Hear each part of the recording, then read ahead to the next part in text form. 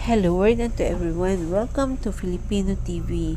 Mga kababayan ko, ako naman po magdadrive sa oras na ito at papunta po tayo ng Tubaco City, Albay, Bicol, Philippines.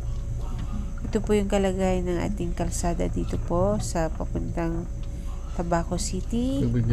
Kung titignan nyo po yung mga signages at itong mga trackings, ang lalaki.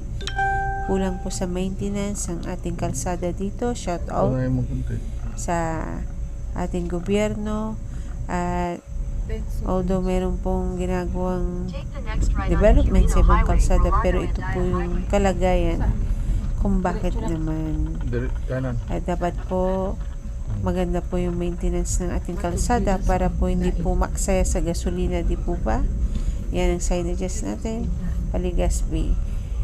Please subscribe to our channel. Mabuhay ang Pilipino.